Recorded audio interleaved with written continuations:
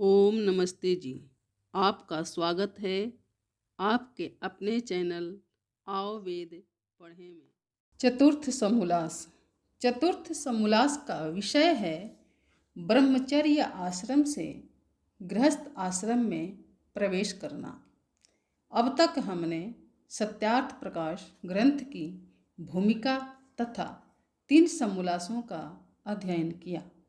प्रथम समोल्लास में ईश्वर के 108 नामों का वैदिक व लौकिक स्वरूप, द्वितीय समोल्लास में बाल शिक्षा अर्थात संतानों का निर्माण तथा तृतीय समोल्लास में अध्ययन अध्यापन अर्थात पढ़ने पढ़ाने की विधि आदि विषयों पर हमारा विस्तृत ज्ञानवर्धन हुआ। अब चतुर्थ समोल्लास का अध्ययन करेंगे। इस समोल्लास का विषय है समावर्तन, विवाह और गृहस्थ आश्रम। तो चलें गृहस्थ आश्रम के कर्तव्यों पर विचार करते हैं। कुछ पाने के लिए धैर्य व उत्साह के साथ अपने लक्ष्य की प्राप्ति में लगे रहना होता है। चिंतन की धारा सदा सुपथ की ओर प्रवाहित रहनी चाहिए। इस वेद ज्ञान से लाभ तभी होगा जब हम ज्ञान प्रवाह की वाणी को आरंभ से अंत तक निरंतर सुनेंगे। याचक की प्रार्थना।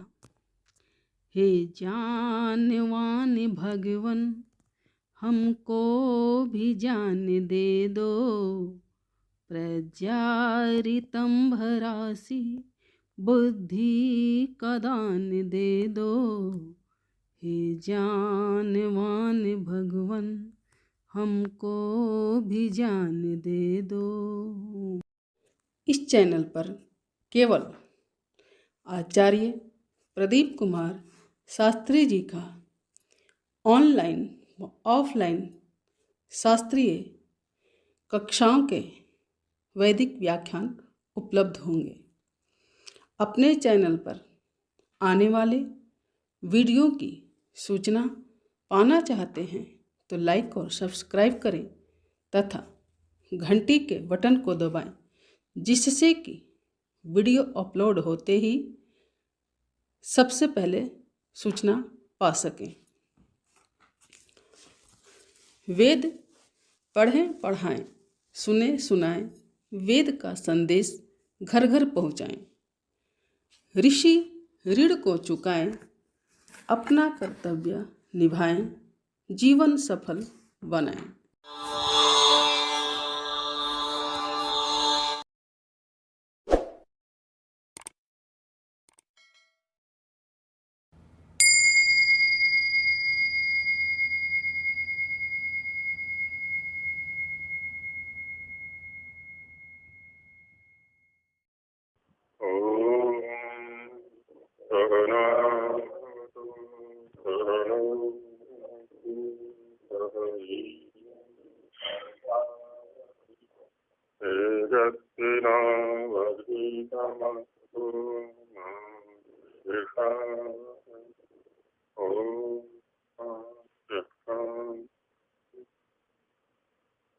विवाह से पहले तो पिता की जो यज्ञाग्नि है उसी में पुत्र का भी अधिकार है, वो भी वहीं यज्ञ करता है। और जब विवाह होता है ना, वहीं जहाँ विवाह संस्कार हुआ वहीं से उसकी अग्नि अलग कर दी जाती है।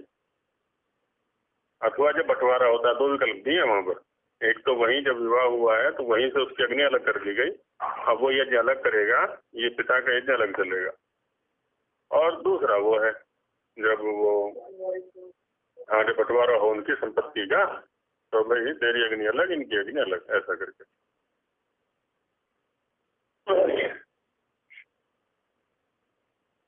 और फिर अपना पुत्र ना समझे उसको, अपना पड़ोसी समझे फिर वो।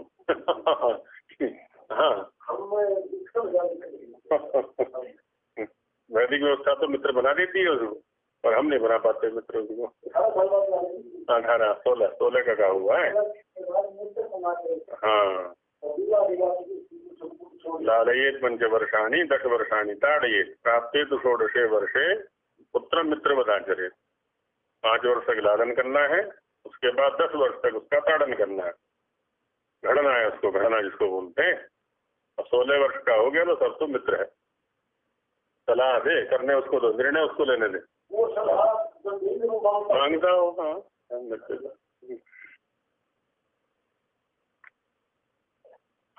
तर्पण का विषय चल रहा है, तो तर्पण को अलग अलग करके समझाते हैं स्वामी जी महाराज। देव तर्पण क्या है, ऋषि तर्पण क्या है, पितृ तर्पण क्या है। तर्पण माने तृप्ति कारक कर्म को तर्पण कहेंगे, है ना। ऐसा कर्म हमारा जिससे इनकी तृप्ति होती है सामने वाले की।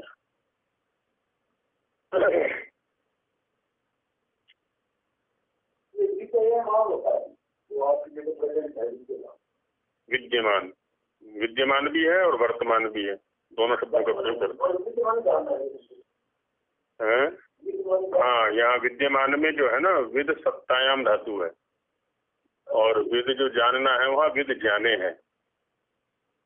विद जाने धातु अलग है, वेत्ति वित्तः विदन्ति, ऐसे रूप चलते हैं उसके। तो जो ज्ञान अर्थ वाला विद धातु है वेत्ति वित्तः विदन्ति, और जो सत्ता अर्थ वाला है उसका विद्यते विद्येते विद्यन्ते, ऐसे रूप चलते हैं। साहित्य जो पढ़ते हैं ना रुचिरादि, तो उसमें विद्यते वर्तते, है ना। हाँ हाँ, तो वो विद सत्तायाम के रूप, तो उसी का विद्यमान वर्तमान ये प्रयोग बन गया।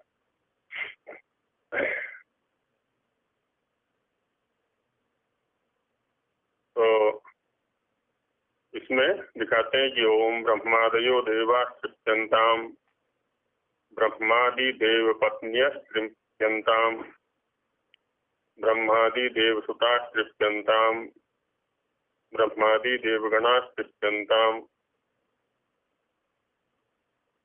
आश्वलयन अथवा पारस्कर गृह सूत्र परिशिष्ट के आधार पर ये मंत्र ऊहित हैं यहाँ पर स्वामी जी के द्वारा, कि जो ब्रह्मादि देव हैं वो तृप्त हो गए, ब्रह्मादि की जो देव पत्नियां हैं वो तृप्त हो गए, ब्रह्मादि के जो देवसुत हैं संतानें हैं वो तृप्त हो गए, ब्रह्मादि जो देवगण हैं वो तृप्त हो गए, है ना। ऐसा भाव इनका दिया जाता है। बाकी खोल करके स्वामी जी समझा रहे हैं आगे। हाँ जी, हाँ, आश्लयन या पारस्पर परिशिष्ट, हाँ संभवतः, मतलब इससे मिलते जुलते वहाँ वचन उपलब्ध हैं, तो उसी के आधार पर स्वामी जी ने ऊह करके यहाँ पर रख दिया इनका। हाँ, वैसे प्रयोग में कर देते हैं, जैसे बोल देते ना, कहीं ऐसा तो नहीं, हिंदी में बोलते हैं ना, कभी तो नहीं, कभी तो होता है, लेकिन कभी जो है वो काल की दृष्टि से भी होता है और परिस्थिति की दृष्टि से भी होता है, स्थान की दृष्टि से भी होता है। वो तो हमें देखना पड़ता है कि किस प्रसंग में प्रयोग कर रहे हैं इसका। अब जैसे कहीं शब्द है, अब कहीं शब्द का कैसे प्रयोग करेंगे आप कहीं जा रहे हैं, अब यहाँ स्थान की दृष्टि से हो गया ये, है ना। हाँ, कहीं ऐसा तो नहीं, ये परिस्थिति की दृष्टि से हो गया। अनिश्चित जहाँ दिखलाना होता है ना, अनिश्चित स्थिति दिखलानी होती है, तो वहाँ ऐसे चित्त अव्यय का प्रयोग कर देते हैं। चित्त या चन, दो अव्यय हैं ये, कदाचित कदाचन, है ना, इनका प्रयोग कर दिया जाता है। हाँ, ऐसे अर्थ में आता है वो भी। हाँ, कभी ऐसा ना हो। चित्त का स्वतंत्र प्रयोग लगभग नहीं उपलब्ध होता है। सर्व, हाँ, चेत तो है, चेत अलग अर्थ में, चेत यदि अर्थ में, चेत यदि अर्थ में है, और चित्त चन जो है ना प्रायः सर्वनामों के साथ ही प्रयोग में आते हैं ये।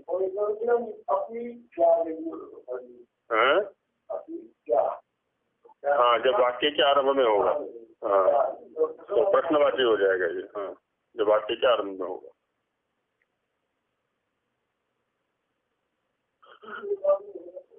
हाँ, वहाँ संयोजक जैसा काम करेगा, जोड़ने वाला।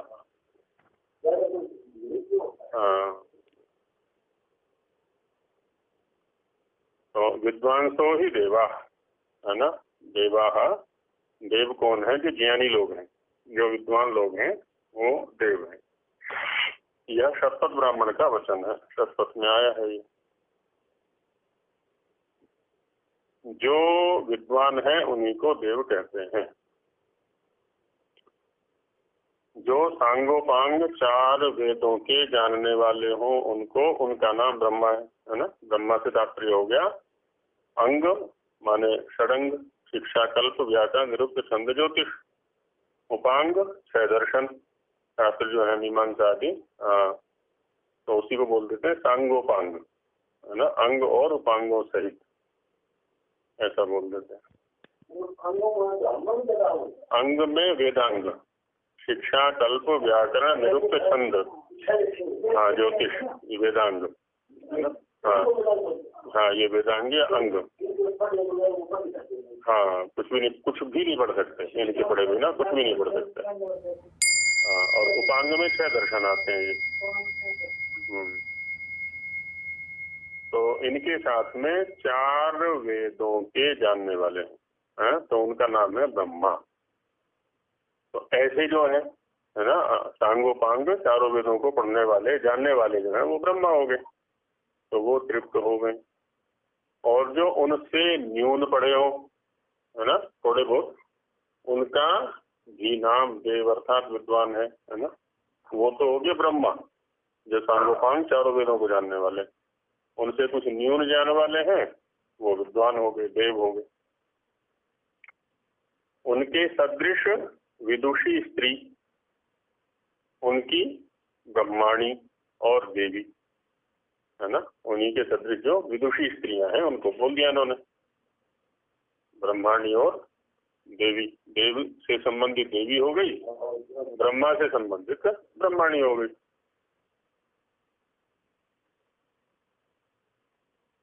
उनके तुल्य पुत्र और शिष्य, ज्ञान में, क्योंकि ज्ञान की परंपरा को यहाँ पर दिखा रहे हैं, तो उनके तुल्य जो पुत्र और शिष्य तथा उनके सदृश उनके गण जो समुदाय है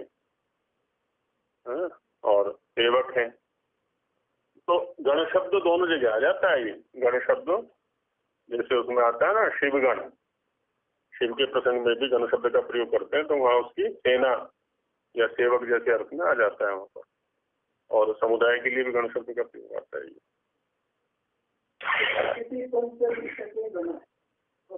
समुदाय में, हाँ उसमें आया हुआ है, ये सांख्य का है समुदाय। हाँ 25 तत्व हो गए वहाँ पर, वो 25 तत्वों का समुदाय हो गया, प्रकृति से लेकर के पुरुष तक। हाँ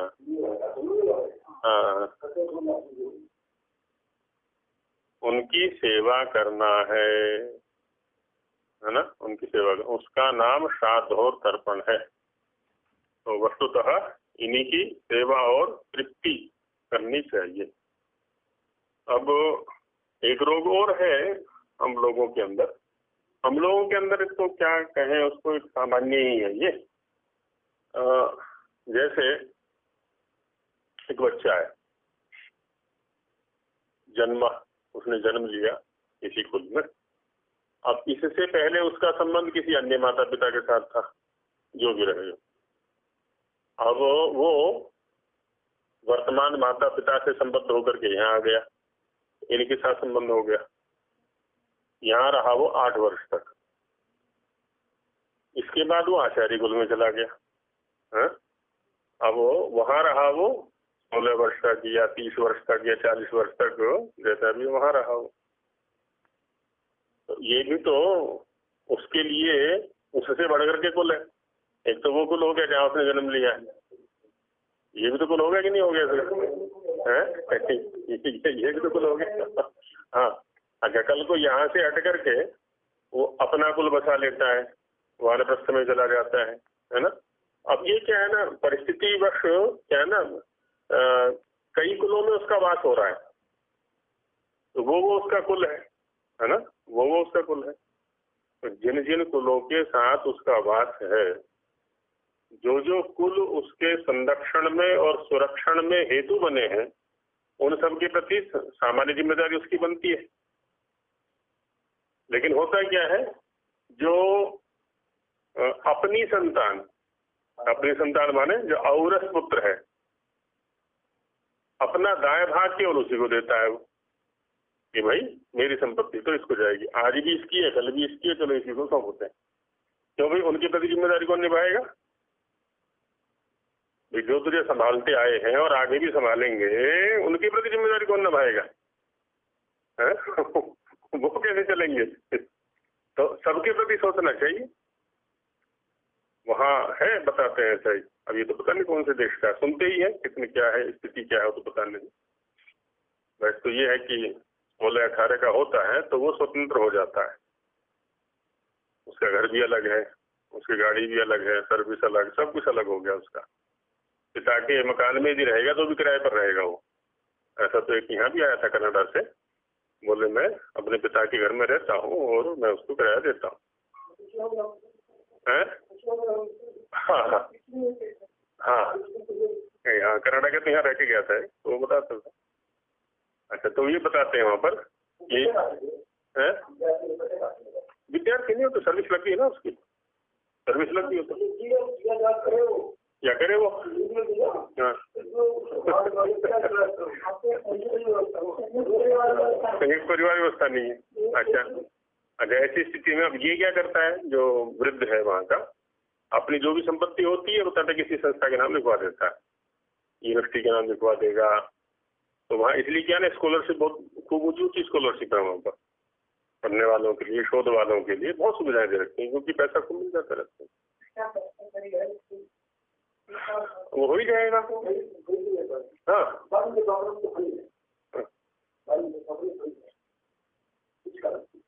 सरकारी में, सरकारी प्राइवेट में तो रूट है घर।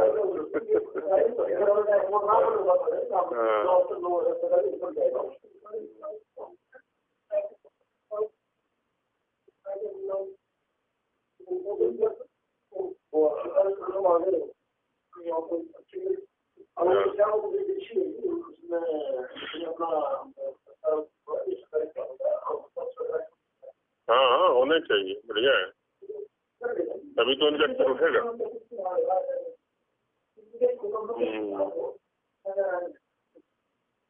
सुधार तभी होगा ना जब हमारी संतानें वहाँ जाएंगी।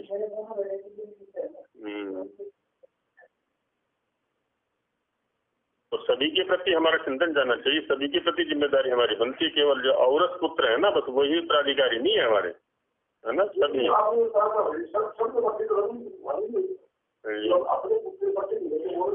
पुत्र को जिम्मेदार बना दिया। अब ये नहीं है कि भाई क्योंकि ये मेरा पुत्र है तो ये संपत्ति इसी की है,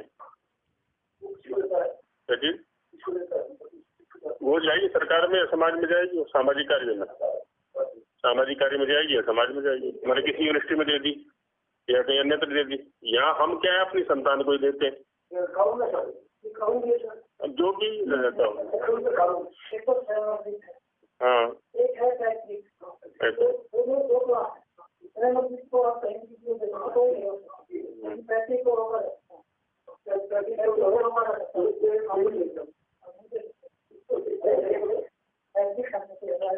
जो दादा लाई है,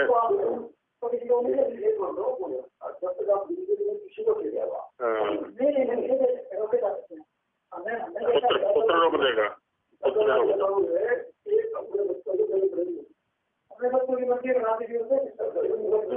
हाँ उनसे सहमति करके दे सकते हैं। जमीन है तो किसी आपके नाम नहीं कर सकता, आप कह सकते हो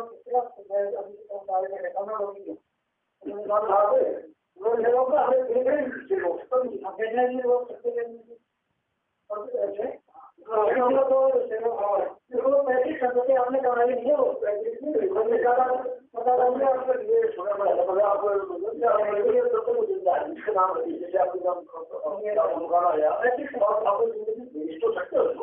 योजना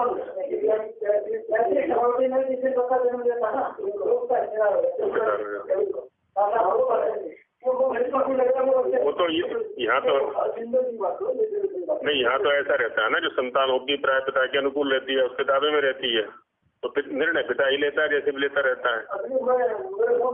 हाँ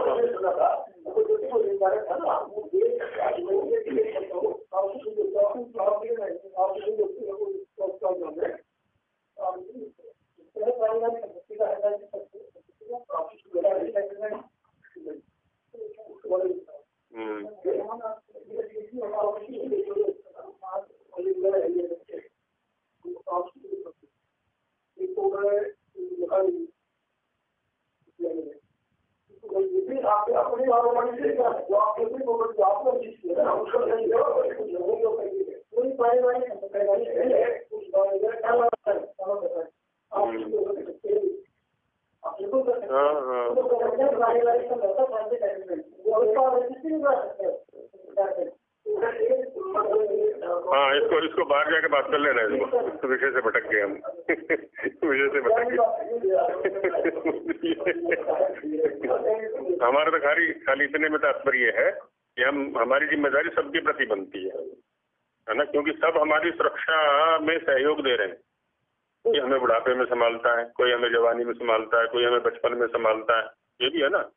आखिर वृद्धावस्था में भी तो हम किसी को सहारा समझ रहे हैं ना, हम किसी को सहारा समझ रहे हैं, या कोई हमें आश्रय दे रहा है जैसा भी है, तो वहाँ भी जिम्मेदारी हमारी बनती है ना। जो भी है वो तो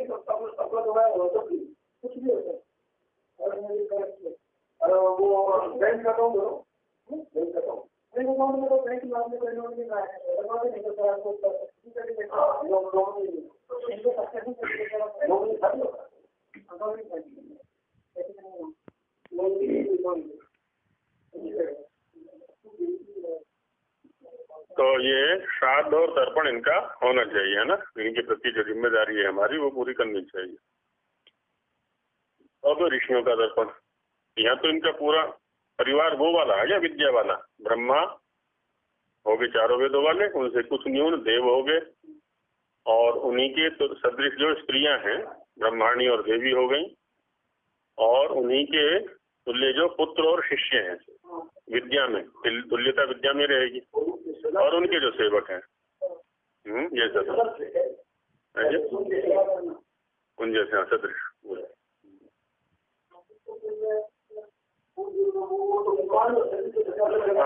हाँ विद्वान, हाँ माने उनको भी हम तृप्त करें, क्योंकि ये क्या है ना, विद्या परंपरा चल रही है, और विद्या परंपराओं का चलना बड़ा आवश्यक है। अभी हमारी जो वेद विद्या की परंपरा थी वो विच्छिन्न हो गई बीच में, तो कितना विनाश हो गया है संपूर्ण विश्व का, है ना। बड़ी माला आती है। अब ऋषि तर्पण। ओम मरीच्यादय ऋषय तृप्यन्ताम, मरीच्याद्य ऋषि पत्न्य तृप्यन्ताम, मरीच्याद्य ऋषि सुता तृप्यन्ताम, मरीच्याद्य ऋषि गणा तृप्यन्ताम।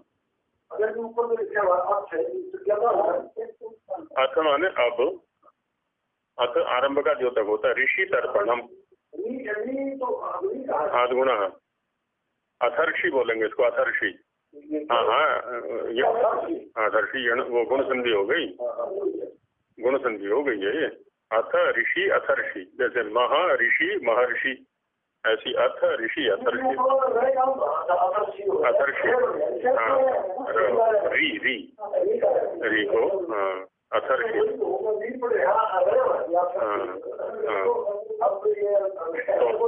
तोड़ के बोलेंगे तो अथ ऋषि तर्पण, और संधि में बोलेंगे तो अथर्षि, जैसे महर्षि बोलते हैं ऐसी अथर्षि। गुण संधि होगी। री को अर हुआ यहाँ पर ये ऋषि तर्पण। जो ब्रह्मा के पौत्र मरीचि व विद्वान होकर पढ़ावे। हैं? तो अब ये भी एक वो विद्या परंपरा में हो गए सारे के सारे, क्योंकि ऋषि भी जो है वो योनि परंपरा में नहीं है, योनि वंश में ना होकर के विद्या वंश में ही इनकी गिनती होनी चाहिए। अरे अपने पुत्र भी उनके विद्वान हो गए, है ना, तो वो भी उसी में आएंगे, विद्या परंपरा में आएंगे। तो ब्रह्मा आदि के प्रपौत्र मरीचिवत विद्वान होकर पढ़ावे, और जो उनके सदृश विद्यायुक्त उनकी स्त्रियां कन्याओं को विद्या दान देवे।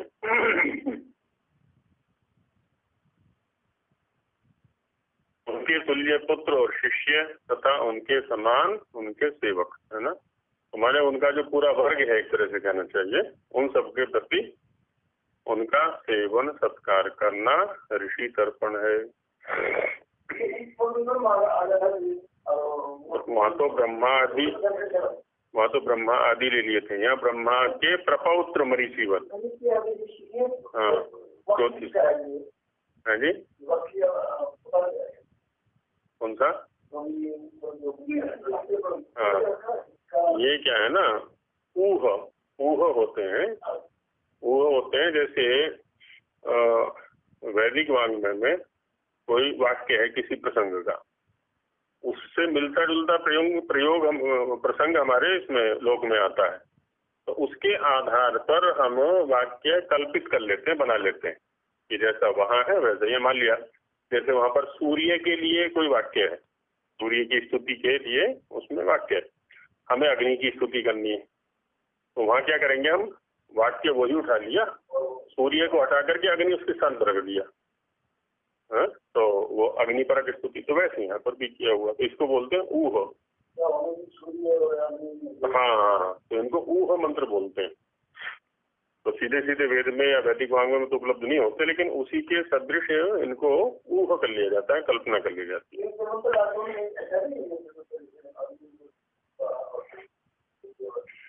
वो तो उसी रूप में है मंत्र, वहाँ वेद के अंदर ही है। अच्छा, पितृतर्पण है ना, पितरों का तर्पण कैसे करना है। ओम सोम सदा पितर पित्यंता अग्निश्वात्ता, है ना, ये पितरों के की कोटियां दिखा रहे हैं, है ना, कितने प्रकार के पितर हैं। अग्निश्वात्ता पितर तृप्यंता, बर्हिषदा पितर तृप्यंता, सोमपा पितर तृप्यंता, हविर्भुजा पितर तृप्यंता, आज्यपा पितर तृप्यंता, सुकालिनः पितर तृप्यंता, यमादित्यो नमः यमादीं तर्पयामि, पित्रे स्वधा नमः पितरं तर्पयामि, पितामहाय स्वधा नमः पितामहं तर्पयामि, प्रपितामहाय स्वधा नमः प्रपितामहं तर्पयामि, मात्रे स्वधा नमो मातरं तर्पयामि, पितामह्यै स्वधा नमः पितामहीं तर्पयामि, प्रपितामह्यै स्वधा नमः प्रपितामहीं तर्पयामि, स्वपत्न्यै स्वधा नमः स्वपत्नीं तर्पयामि, सम्बन्धिभ्यः स्वधा नमः सम्बन्धिनः तर्पयामि, सगोत्रेभ्यः स्वधा नमः सगोत्रांः तर्पयामि इति पितृतर्पणम्। अब इसमें क्या है ना, पिता, दादा, परदादा, माँ, दादी, परदादी, पत्नी के पक्ष वाले संबंधी, इन शब्दों संबंधी शब्द से कहा।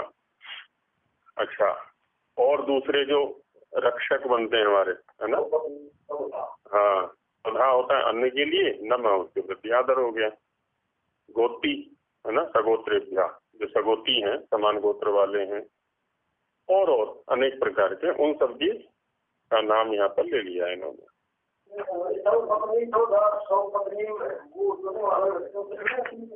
स्वपत्नी, अपनी पत्नी के लिए स्वधा अन्न नमः आदर, इस प्रकार से स्वपत्नी तर्पयामि, अपनी पत्नी का मैं तर्पण करता हूँ। हाँ, तो सभी वाक्यों में ऐसे दो दिए हुए।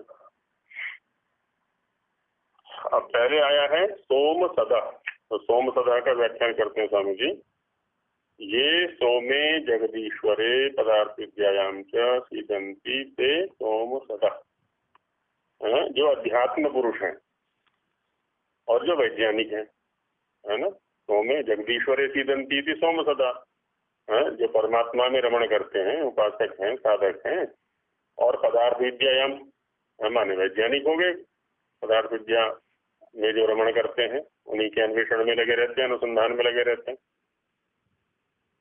जो परमात्मा और पदार्थ विद्या में निपुण हो, है ना, परमात्मा के ज्ञान में, उपासना में निपुण है और इधर पदार्थ विद्या में निपुण है। उत्पन्न होने वाला, ओम शब्द जो है उत्पन्न होने वाले के लिए प्रयोग किया स्वामी जी ने। संज्ञा में कहा? अच्छा अच्छा अच्छा। हाँ, वहाँ परमेश्वर के प्रसंग में उत्पन्न करने वाला आ जाएगा। हाँ, जब परमेश्वर के लिए होम शब्द का प्रयोग है तो उत्पन्न करने वाला, जैसे यहाँ भी लिया। वे अगर तो दोनों तरह से ले लिया स्वामी ने यहाँ पर सोम शब्द का, तो परमेश्वर जब अर्थ लिया तो सोम का अर्थ हो गया उत्पन्न करने वाला, और जो पदार्थ विद्या को लिया तो उत्पन्न होने वाला पदार्थ। हाँ, उत्पन्न पदार्थ का सदा, सदा से सीदंती, सीदंती से सदा बना है, शद धातु है, शद सीदती सीदता सीदंती तो धातु है वहाँ पर सद। अग्निश्वात्ता दूसरे हैं, वे सोम सोम सोम सद। यही अग्नेर विद्युतो विद्या गृहीता से अग्निश्वात्ता, जिनके द्वारा अग्नि अर्थात विद्युत की जो विद्या है उसको ग्रहण किया हुआ है, वे हो गए अग्निश्वात्त। जो अग्नि अर्थात विद्युत आदि पदार्थों के जानने वाले हों वे अग्निश्वात्त। तो इनके प्रति प्रथम बर्हिषद तीसरे आए। ये बर्हिषि उत्तमे व्यवहारे सीदंती ते बर्हिषद। बर्हि का अर्थ दिया स्वामी जी ने यहाँ पर उत्तम व्यवहार, जो व्यावहारिक लोग हैं उत्तम व्यवहार में, क्योंकि इन सब से सीखने के लिए हमें मिलता है ना, व्यावहारिक लोगों से हमें सीखने के लिए मिलता है। कल एक आचार्य से बात चल रही थी, बोले आप बुजुर्गों को बहुत चाहते हैं। मेरा स्वभाव रहा है आरंभ से, अच्छे गाँव में भी जब छोटा भी था तो बूढ़े बूढ़ियों से ही दोस्ती होती थी मेरी, वहाँ अपने उम्र वालों के साथ कम होती थी। और आरंभ से मेरा प्रयत्न था कि एक दो बुजुर्ग आसपास रहने चाहिए। लेकिन जो बुजुर्ग जो होते हैं ना, उनके पास अनुभवों का खजाना होता है जो पढ़े लिखों के पास नहीं हुआ करता। वहाँ तो खाली शब्द जाल चला करते पढ़े लिखों के पास। इनका जीवन बोलता है, जो इनका जीवन बोलता है और इनसे बहुत कुछ सीखने के लिए मिलता है। और जहाँ बुजुर्ग होते हैं ना, मर्यादाएं वहाँ स्वतः निर्मित हो जाती है, मर्यादाएं बनाने की आवश्यकता नहीं है, उनकी उपस्थिति मात्र से मर्यादाएं बन जाती हैं कि वो है, वो देख रहे हैं, है ना, वो क्या कहेंगे आदि आदि, जो उसको स्वतः टोक भी देंगे। नहीं, बुजुर्ग की खाट चौबारे में पड़ी है, घर मर्यादित हो गया, तो अपने आप ही हो जाता है। भले ही हम उसकी माने ना एक बार को, ना भी माने तो भी मर्यादाएं बनी हुई है वहां पर। तो ये होता है, तो इसलिए अपने आप मर्यादाएं बनती हैं।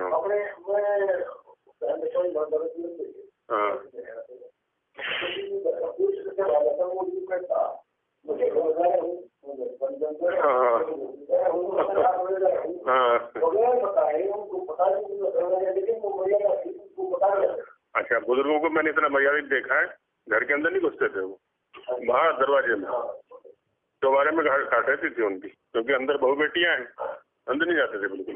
वहीं उनका खाना आ रहा है, वहीं दूध आ रहा है।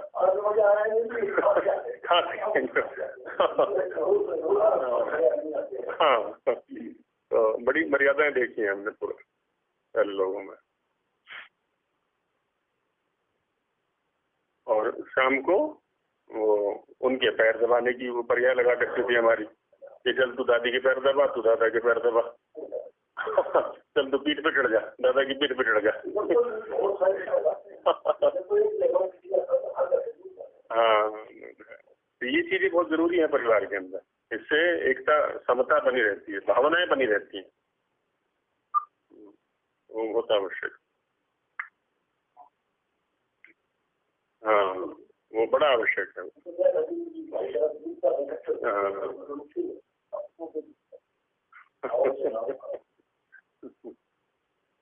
मोबाइल संस्कृति आ गई ना, मोबाइल माने चलाईमान, चलायमान, मोबाइल का अर्थ ही चलायमान होता है।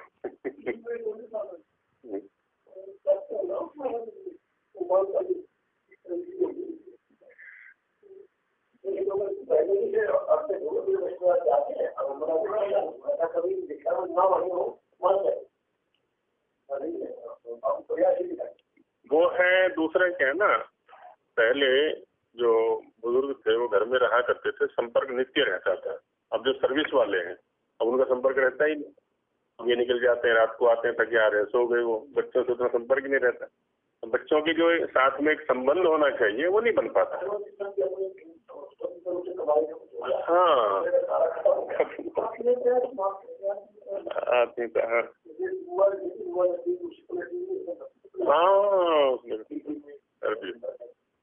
बस बस बस,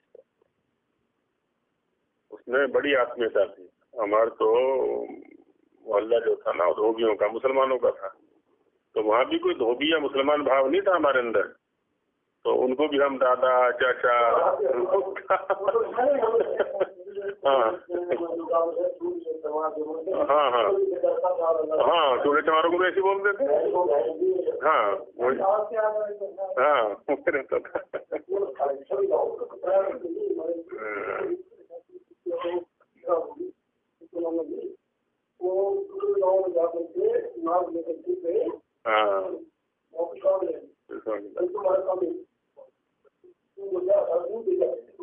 रहता था।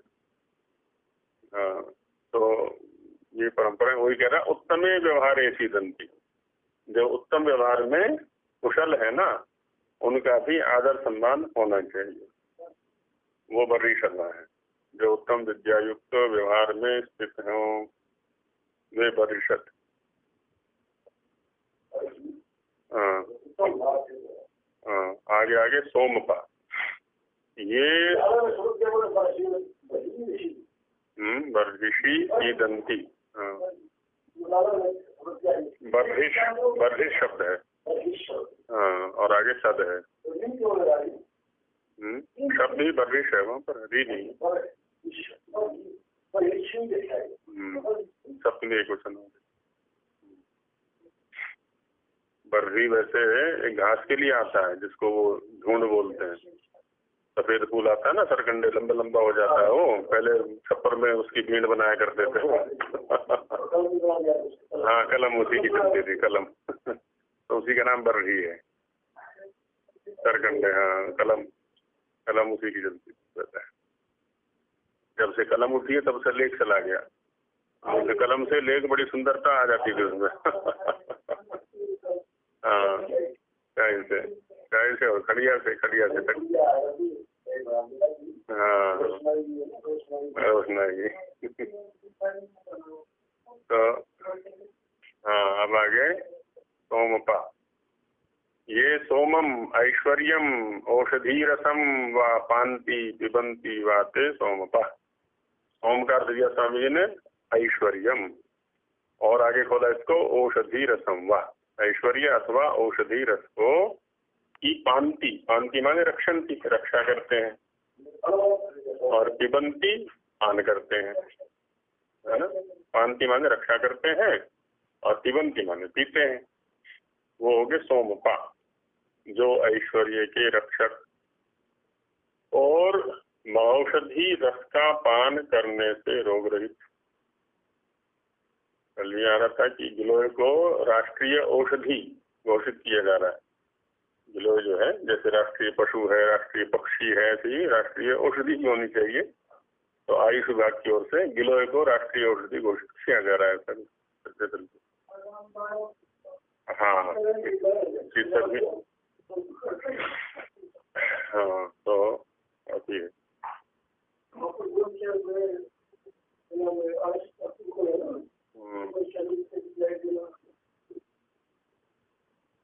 महौषध शब्द वैसे इसमें आयुर्वेद में सौंठ के लिए आता है। सौंठ के लिए महौषध, इसका सौंठ का बड़ा प्रयोग है आयुर्वेद के अंदर। सौंठ, घी, शहद, खूब प्रयोग है। हाँ, इनका खूब प्रयोग है। लगाने में भी चोट वोट लग जाती है, चाहे गुम चोट है चाहे खुली चोट है। हाँ हाँ, हाँ, यदि शुद्ध है तो। और खाने में भी तरह से प्रयोग है। औषधि रस का पान करने से रोग रहित और अन्य के ऐश्वर्य के रक्षक, है ना, अपने ऐश्वर्य के भी दूसरे के अन्य ऐश्वर्य के रक्षक, औषधों को दे के रोगनाशक हो, दूसरों को औषधि दे करके रोग का नाश करते हैं वो। वे सोमपा, है ना, उनको सोमपा कहा है। और ये हविर होतुम अत्तुम अर्हम भुंजते भोजयंती वास्ते। हवि, हवि क्या है? होतुम अत्तुम अर्हम। हवि का अर्थ है ना, होतुम माने हवन करने योग्य, अत्तुम माने खाने योग्य, अर्हम माने योग्य। तो होतुम अर्हम अत्तुम अर्हम, है ना, हवन करने योग्य और खाने योग्य जो पदार्थ है उसको भुंजते, खाते हैं, और भोजयंती, दूसरों को भी खिलाते हैं, दूसरों को भोग कराते हैं, वाते हविर्भुजा, वे हो गए हविर्भुक।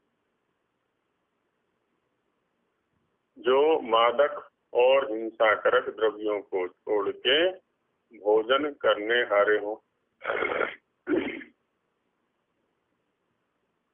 वे हविर्भुज, वो हविर्भुज हो गए। ये आज्यम ज्ञातुम प्राप्तुम वा योग्यम रक्षन्ति वा पिबन्ति से आज्यपा। तो आज्य, आज्यम विलीनम घृतम, है ना, आज्य होता है जो पिघला हुआ घी होता है ना, उसके लिए आज्य शब्द का सामान्य प्रयोग होता है। आज्य थाली माने घी का पात्र, थाली माने पात्र हो गया। एक होता है थाली और एक होता है थाल। थाल तो थाल हो गया, आजकल इसको थाली बोल देते हैं। नहीं, थाली आता है पकाने का पात्र जिसमें पकाया जाता है। थाली पुलाक न्याय, पुराना एक न्याय है, थाली पुलाक न्याय। तो जो पकाने का पात्र है, जो कुकर आदि है, हंडिया है, पतीली है, तो इसके लिए थाली शब्द आता है। और थाल आता है जिसमें खाते हैं हम, जिसको आजकल थाली बोलते हैं, उसको थाल शब्द आता है। हाँ, उसको थाली बोल देते हैं। तो उस आज्य को का ज्ञान प्राप्ति करने योग्य और उसकी रक्षा करते हैं। स्थाल हो गया वो, आजकल स्थाल शब्द है वैसे तो संस्कृत में स्थालम। थाली तो पकाने का पात्र, थाल खाने का पात्र।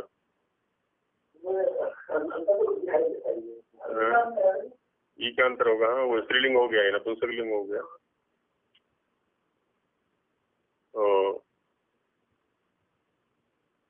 रक्षन्ति वा पिबन्ति, जो रक्षा करते हैं अथवा पान करते हैं, ये थे आज्यपा, जो जानने के योग्य वस्तु के रक्षक।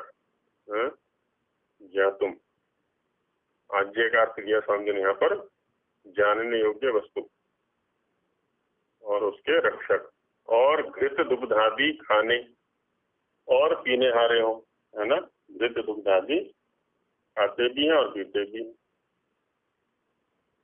वे आज्यपा। आगे आया सुकालिना, शोभना कालो विद्यते ये शाम से सुकालिना, अच्छे समय वाले हैं, जिनका अच्छा धर्म करने का सुख रूप समय हो, धर्म करेंगे। आज्य शब्द का अर्थ किया स्वामी जी ने यहाँ पर।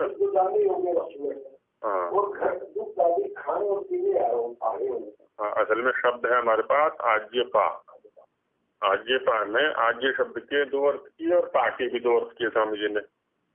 आज्य का एक तो अर्थ किया स्वामी जी ने जानने योग्य पदार्थ, और एक घृत दुग्धादि, और पा के भी दो अर्थ किए, रक्षा करने वाले और खाने पीने वाले, है ना, ऐसा।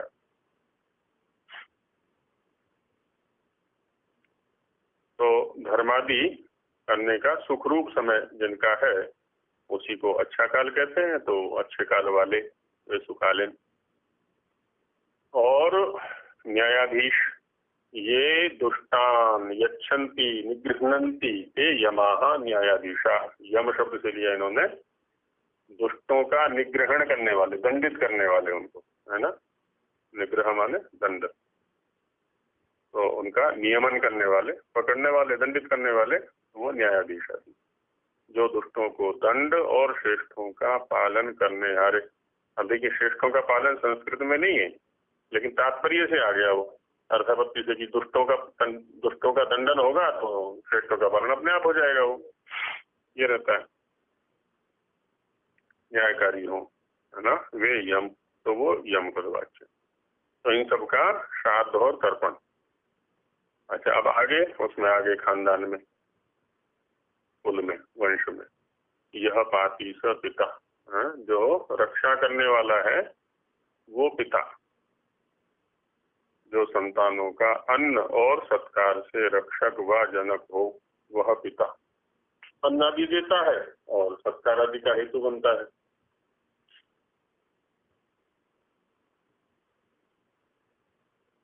पिता के कारण से संतान और संतान के कारण से पिता।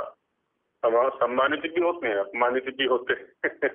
कई पिता के कर्म संतान को अपमानित या सम्मानित कराते हैं, कई संतान के कर्म पिता को सम्मानित या अपमानित कराते हैं। दोनों चीजें हैं ये।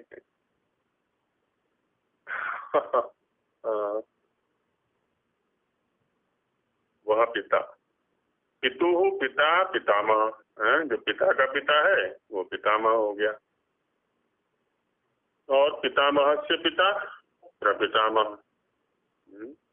हिंदी में परदादा शब्द बोल देते हैं उसको, दादा परदादा। जो पिता का पिता हो वह पितामह, और जो पितामह का पिता हो वह प्रपितामह। या मानयति सा माता, जो मानयुक्त बनाती है वो माता है। जो अन्न और सत्कारों से संतान को मान्य करे वह माता। हाँ जी, उपसर्ग, इसकी डिग्री बढ़ा दी, पर उपसर्ग के द्वारा डिग्री बढ़ा दी। श्वः कल के लिए आता है, प्रश्वः परसों के लिए आ जाता है। परसों हिंदी में परसों शब्द है ना, पर में भी वो प्र का ही बिगड़ा हुआ है, और सो जो है वो श्व का बिगड़ा हुआ है। तो श्वः परश्वः, ह्यः परह्यः, सह्यः। और उससे भी आगे बढ़ाना हो तो एक प्रहो लगा देते हैं उसमें। तो वो तीसरे दिन हो गया वो, आ गया पीछे वाला।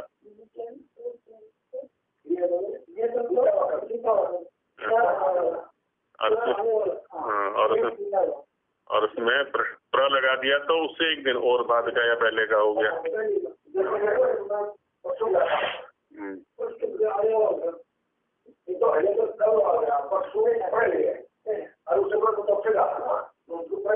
हाँ, एक दो और लगा देते हैं उसमें। हिंदी में तो परसों दोनों के लिए बोल देते हैं, आने वाले के लिए भी और गए वाले के लिए भी, दोनों के लिए परसों ही शब्द है मतलब। हाँ, आने वाले के लिए परसों शब्द होना चाहिए। हाँ, संस्कृत में श्व हो गया, लेकिन हिंदी में परसों ही बोलते हैं, आने वाले के लिए भी और गए के लिए भी। हाँ, दोनों के लिए। परसों, तरसों, नरसों ऐसा बोल देते हैं वहाँ पर।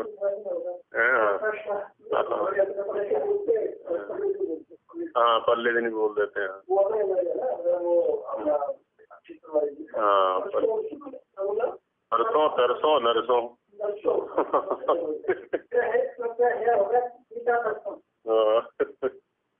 और बाकी वो भी है पल्ले दिन।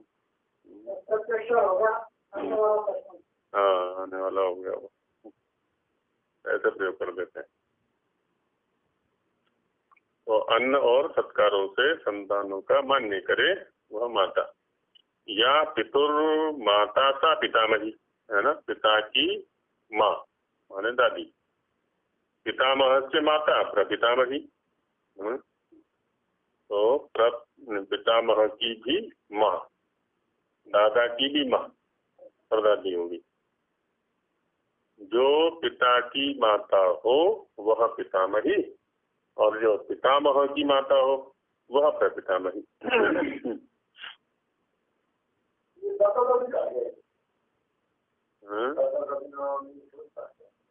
इसमें लेना चाह रहे हैं ना, पितर के अंतर्गत आगे सारे।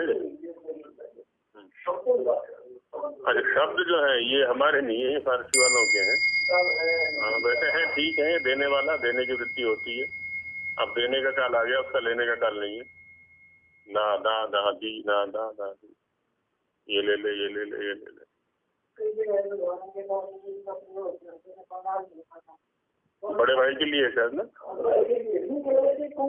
आदर के लिए हो सकता है, दाता उसमें आदर में भी बोल देते बड़े के।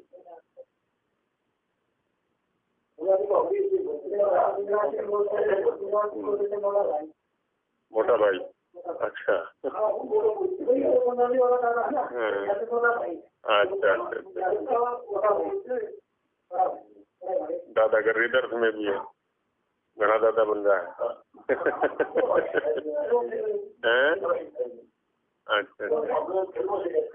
अच्छा, हाँ व्यंजन है।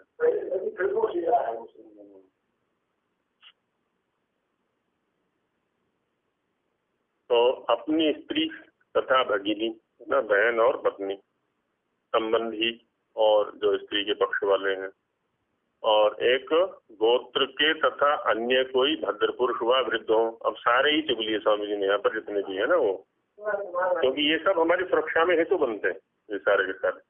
उधर विद्या पक्ष वाले भी, इधर योनि पक्ष वाले भी। वृद्ध हो उन सबको अत्यंत श्रद्धा से उत्तम अन्न, वस्त्र, सुंदर यान आदि देकर अच्छे प्रकार जो तृप्त करना। तो माने जो भी उनके लिए उपयोगी वस्तुएं हैं वो उनको देना। करनाल में एक वो है वसंत कुमार जी, वैसे तो प्रोफेसर रिटायर्ड हो गए, तो अच्छे शिक्षाविद है, संस्कृत के ही है। तो मकर संक्रांति पर वो मना करते हैं, मकर संक्रांति पर बुजुर्गों को सम्मानित करने की है ना, कुलों में भी कुछ देते हैं उनको। तो वो समाज के वृद्ध या वृद्धाओं को इकट्ठा करते हैं, जो भी पूज्य हैं, तो उनको वो कुछ ना कुछ भेंट उन्होंने परंपरा डाली हुई है।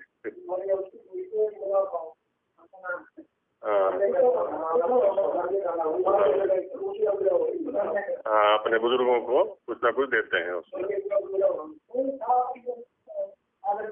आदर करना, मान्य।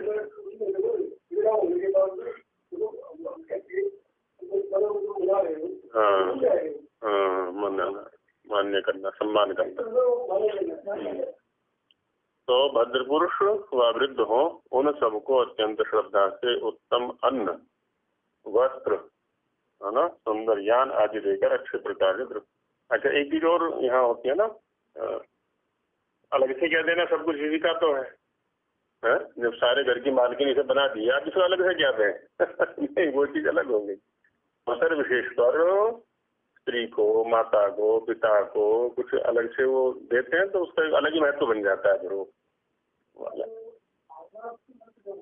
हाँ, वो ठीक है, तो सारा का सारा इसी का है या जिसका भी है, पर वो एक अलग संबंध को बनाती है वो चीज। जो व्यवहार है ना, ये अलग संबंध को बनाती है। माने जो मानसिक स्तर पर है ना, वो शारीरिक स्तर पर या व्यवहारिक स्तर पर भी आना चाहिए, वो ये रहता है। हाँ, जागृत होता है,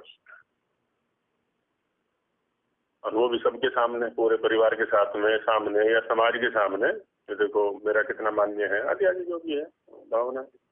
भावनात्मक पक्ष है असल में ये, और इसी से संबंध बना करते हैं, भावनात्मक पक्ष से ही संबंध बना करते हैं। तो उनको अच्छे प्रकार जो जो आवश्यकताएं हैं वो उनको तृप्त करना, अर्थात जिस जिस कर्म से उनका आत्मा तृप्त और शरीर स्वस्थ रहे, तृप्त भी रहे और स्वस्थ भी रहे, उस कर्म से प्रीति पूर्वक उनकी सेवा करनी, है ना, जैसा जैसा भी वो चाहे। वह श्राद्ध और तर्पण कहता है ना, इन सब के प्रति ये व्यवहार करना, ऋषियों के प्रति, देवों के प्रति, पितरों के प्रति। तो ये तर्पण है, और श्राद्ध भी यही है। तो ये हो गया हमारा पितृयज्ञ, है ना। आगे आता है वैश्वदेव यज्ञ, है ना, जो चतुर्थ है, तो उसको कल ले लेंगे। ओम सहना भवतु सहनो भुनक्तु सह वीर्यं